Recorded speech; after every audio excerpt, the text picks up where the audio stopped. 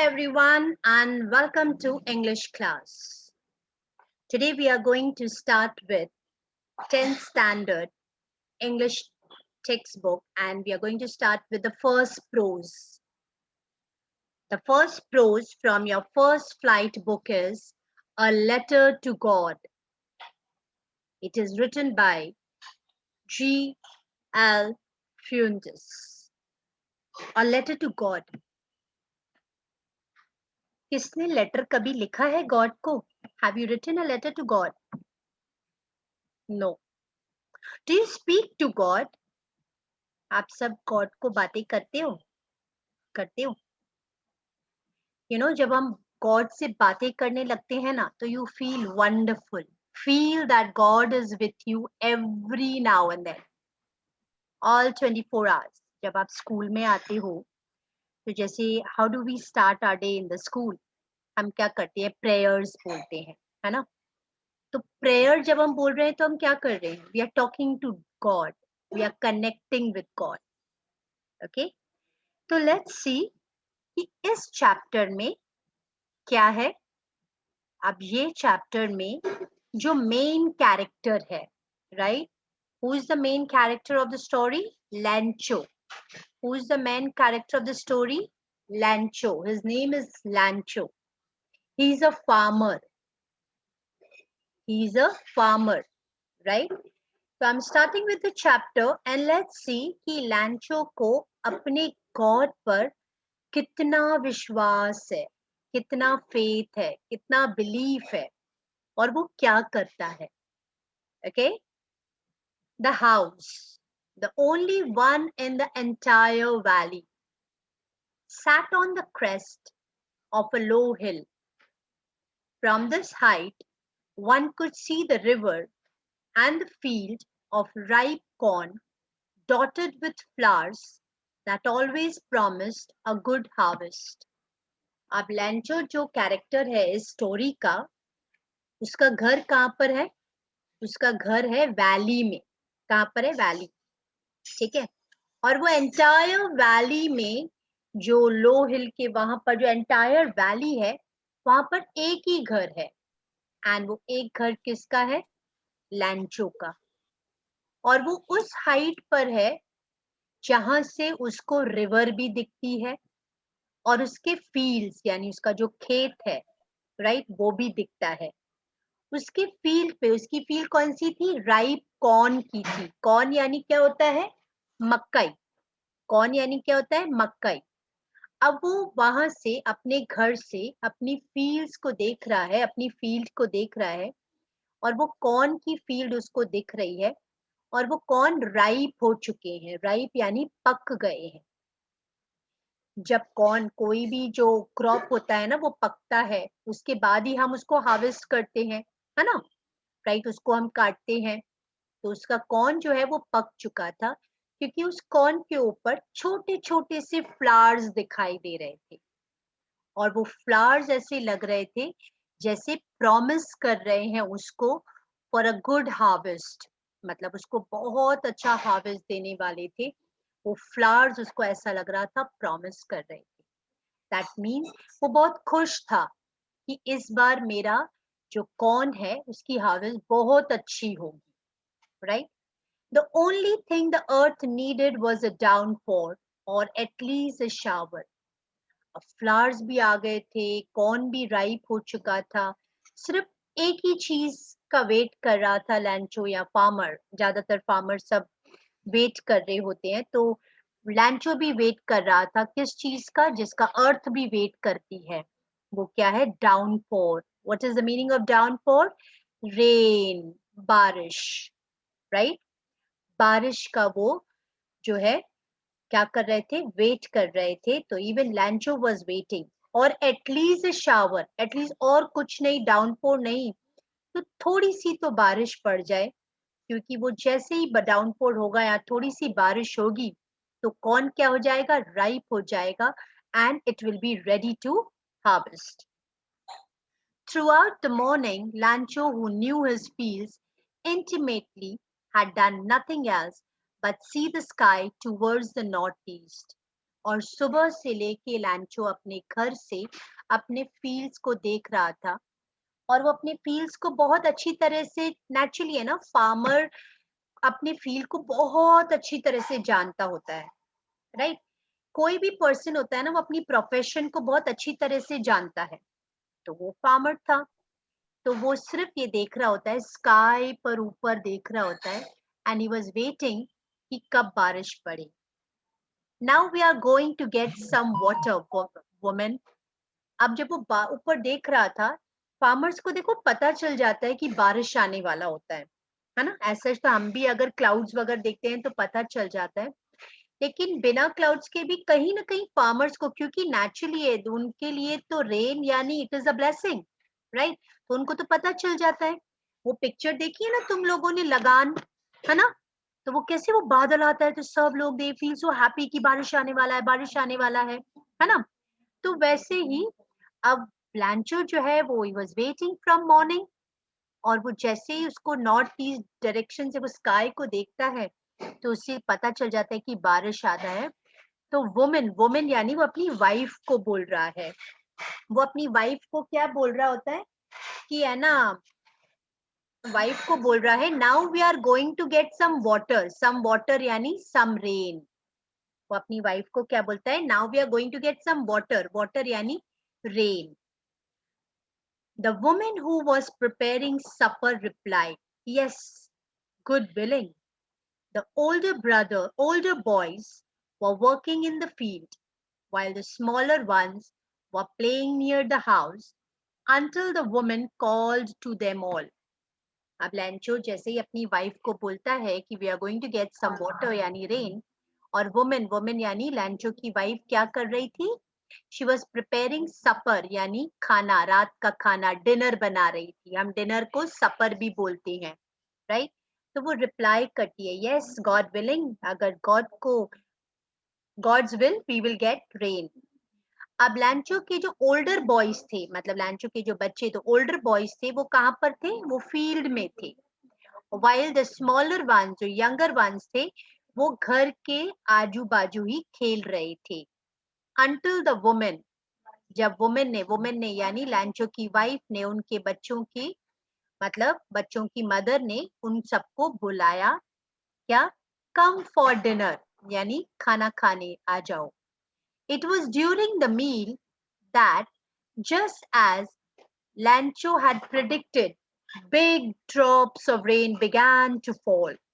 और वो खाना खाने, डिनर खाने बैठे ही थे, तो लैंचो ने जो प्रिडिक्ट किया था ना कि बारिश पड़ने वाला है, we are going to get some water, तो बड़े बड़े ड्रॉप्स ऑफ रेन गिरने लग गए।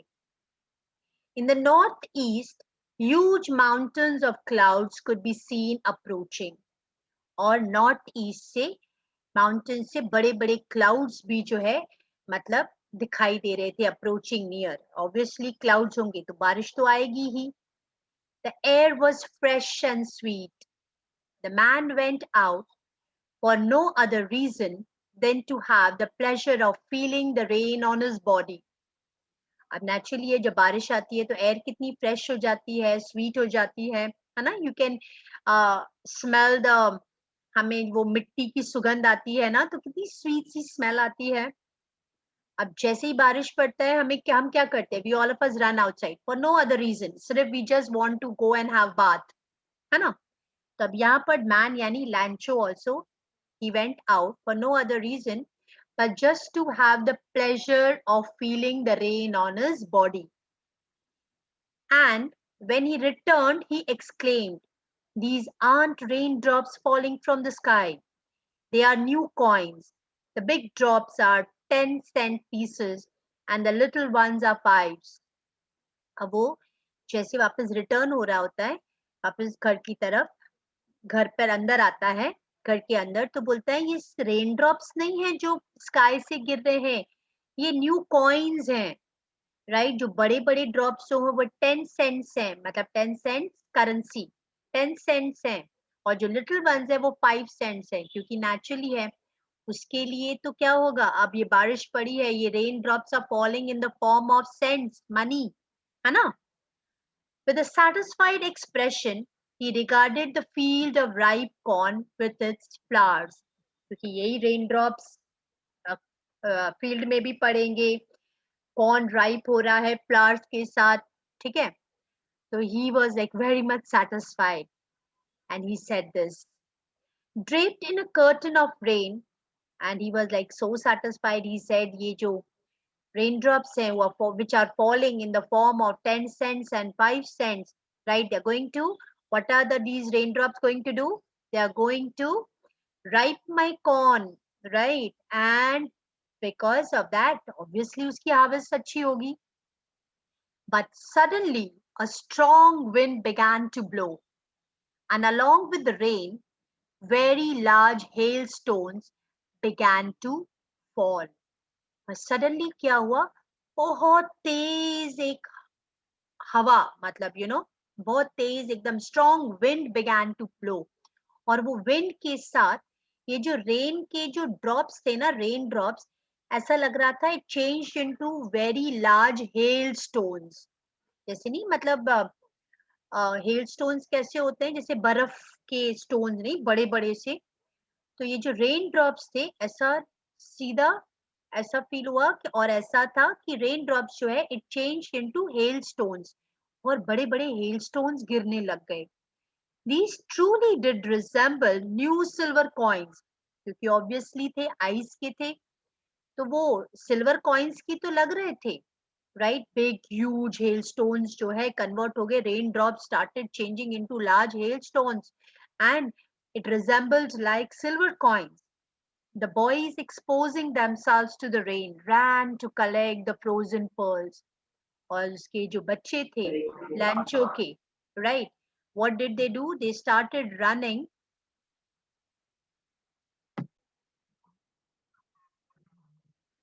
सो अब उसके जो चिल्ड्रन थे, उनके जो बच्चे थे लैंचो के, उसके जो बॉयज थे, they all ran, because obviously ना, जब हमारे यहाँ पर भी एकदम सडनली जो है ऐसे नहीं स्नोफॉल होता है, तो हम कैसे भागते हैं उसको कलेक्ट करने के लिए, हाथ में पकड़ते हैं, और फिर तुम लोग जो है सेल्फी लेते हो, और सब स्नो बॉल्स वगैरह से खेलते हो एंड ऑल, छोटे छोटे छोटे छोटे से भी हो. तो इसके भी लैंचो के भी बॉयज जो है, दे all ran out and they started collecting the frozen pearls. Pearls यानी क्या होता है? मोती, है ना. मोती कैसा होता है? व्हाइट कलर का होता है, राइट? तो ये जो थे, they started enjoying all this. It's really getting bad now, exclaimed the man. लेकिन ये हेल स्टोन जो अभी तक ये लोग सब जो है ये एंजॉय कर रहे थे, सडनली मैन, मैन मतलब लैंचो, ही एक्सक्लेम कि ये वेदर तो खराब होती जा रही है. उसको ऐसा लगा कि नहीं, ये वेदर खराब होती जा रही है, it's getting really bad now. I hope it passes quickly. बोले आई होप, लैंचो वो बोलता है कि I hope, he wishes, he hopes कि जल्दी से ये बारिश जो है, ये हेल स्टोन्स की जो बारिश हो रही है, वो जल्दी या तो बंद हो जाए.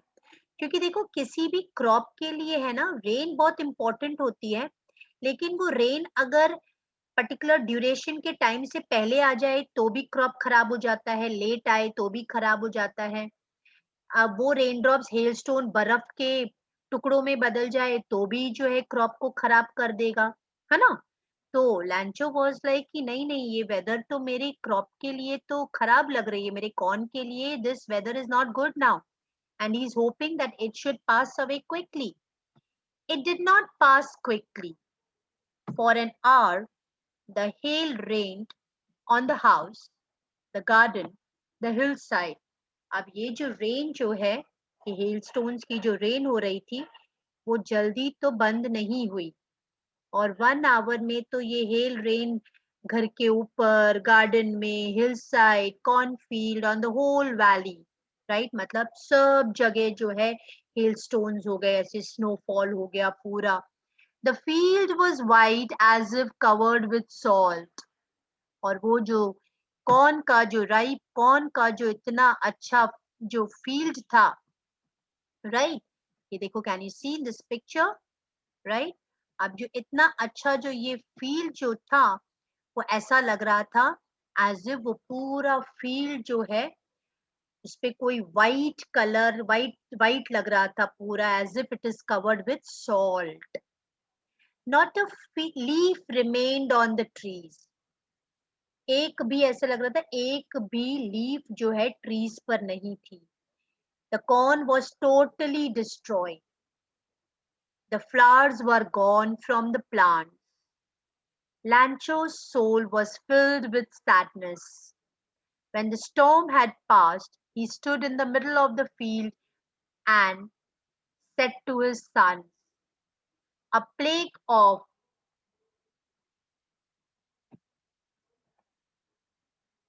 what did he tell his sons? A plague of locusts would."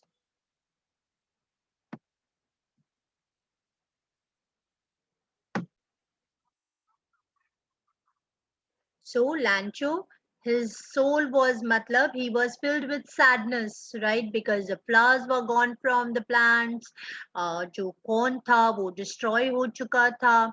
So he stood in the middle of the field और उन्होंने अपने बच्चों को बोला कि जो ये इंसेक्ट है, ये प्लेग मतलब कि पूरा जो इंसेक्ट नेचुरली है ना, इंसेक्ट की तरह ही हो गया. Which fly in the big, you can see the meaning over here. Insects which fly in the big swarms, groups and destroy crops. So what did he say? ऐसा लग रहा है जैसे a plague of locusts would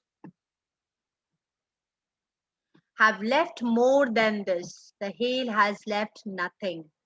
तो वो क्या बोलता है अपने बच्चों को, अपने सन को क्या बोलता है, अगर इंसेक्ट ने भी अगर इस प्लांट्स को खाया होता, वो इंसेक्ट जो पूरे क्रॉप को खराब कर देता है, वो भी शायद थोड़ा बहुत छोड़ कर जाता है, लेकिन ये हेल स्टोन्स ने तो सब कुछ बर्बाद कर दिया, सब कुछ खत्म कर दिया. This year we will have no corn. That night was a sorrowful one. All our work for nothing. There is no one who can help us. We'll go hungry this year. अब obvious है लैंचो का पूरा crop खराब हो गया, right? अब then he saying that because this year we will have no corn. He was very sad also. अब इतना मेहनत किया था उस कॉर्न के ऊपर, इतना फील्ड के ऊपर इतना मेहनत किया, सब कुछ खराब हो गया. तो he saying we'll go hungry this year. Why? Because crop ही नहीं है. जब क्रॉप ही नहीं है तो वो सेल क्या करेंगे? अब सेल नहीं करेंगे तो पैसे कहाँ से आएंगे? पैसे नहीं होंगे तो how will he run, how will he take care of his family, है ना? फार्मर्स के लिए ये बहुत इंपॉर्टेंट होता है कि जो उन्होंने क्रॉप जो ग्रो किया है उसकी हार्वेस्ट बहुत अच्छी हो, उसका मार्केट प्राइस उनको बहुत अच्छा मिले, राइट? क्योंकि ऑब्वियसली कई फार्मर्स एक ही क्रॉप ग्रो करते हैं पूरे साल में, कई फार्मर्स टू क्रॉप्स ग्रो करते हैं, राइट? एंड कोई फार्मर्स जो जिनके पास टेक्निकल मतलब टेक्नोलॉजी वगैरह बहुत अच्छी होती है और ये सब फील्ड बहुत अच्छा होता है तो वो 3 क्रॉप्स भी ग्रो करते हैं. But then it all depends upon, अब इधर लैंचो का तो क्रॉप ही पूरा खराब हो गया, तो वो पूरा साल क्या करेगा? So he's thinking now we will have to go hungry this year. यानी पूरा साल जो है अब पूरा नेचुरली, क्योंकि पैसे ही नहीं होंगे, क्रॉप्स ही खराब हो गया, तो what will I eat? But in the hearts of all who lived in that solitary house in the middle of the valley, there was a single hope, help from God. अब वहां पर solitary house यानी मैंने बताया ना लैंचो का एक ही घर था, वहां पर पूरी वैली में सॉलिटरी यानी वन, अलोन, अकेला, है ना? तो एक लैंचो का ही घर था, लेकिन उसको कहीं ना कहीं he had a belief, he had a hope, right? और वो होप क्या था उसके पास? कि God will help me. Don't be so upset even though this seems like a total loss. Remember, no one dies of hunger.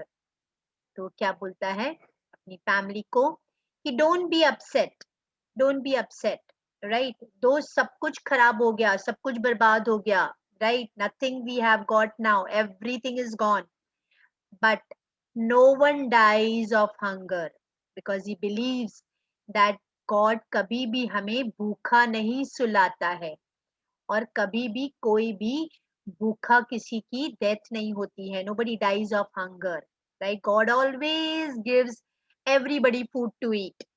He had that belief. He had so much faith in his God. That's what they say. No one dies of hunger. All through the night, Lancho thought only of his one hope, the help of God, whose eyes, as he had been instructed, see everything, even what is deep in one's conscious. और वो पूरी रात यही सोचता रहा, उसी hope में रहा, और उसको वो बहुत उसको फेथ था, और उसको he had hope, one hope, that God always helps everyone, और God is seeing everything, because God क्या है? God is eternal, right? God is everywhere, है ना? So he says God helps everyone, right? And even deep, and he says that God knows everybody. Even जो हमने बोला वो भी God सुनता है, और जो अगर हमने नहीं बोला तो भी God को पता होती है कि कौन क्या सोच रहा है, किसको क्या चाहिए, राइट? इतना उसको बिलीव था, इतना उसको फेथ था. Lancho was an ox of a man. What is the meaning of ox of a man? Ox क्या करती है? Ox is a very hard working animal, है ना? हम उसको फील्ड में कैसा पूरा घुमाते हैं, काम करवाते हैं, पूरा दिन बैल काम करता रहता है. तो उसी तरह लैंचो was also very hard working farmer, working like an animal in the fields, but still he knew how to write. Though he worked whole day in the fields, but फिर भी उसको लिखना आता था. The following Sunday at daybreak, he began to write a letter, which he himself would carry to town and place in the mail. It was nothing less than a letter to God. अब इसने क्या किया? Sunday को he began to write a letter. उसने letter लिखना start किया, और उसने ये सोचा मैं लेटर लिखने के बाद खुद जाऊंगा टाउन में, और खुद जाकर पोस्ट ऑफिस में वहां पर जाकर मैं गॉड को ये लेटर भेजूंगा. That means he is writing a letter and he is going to send it to God. Right? He is writing a letter to God. Today we are going to do till here, and we will continue this prose in our next lecture.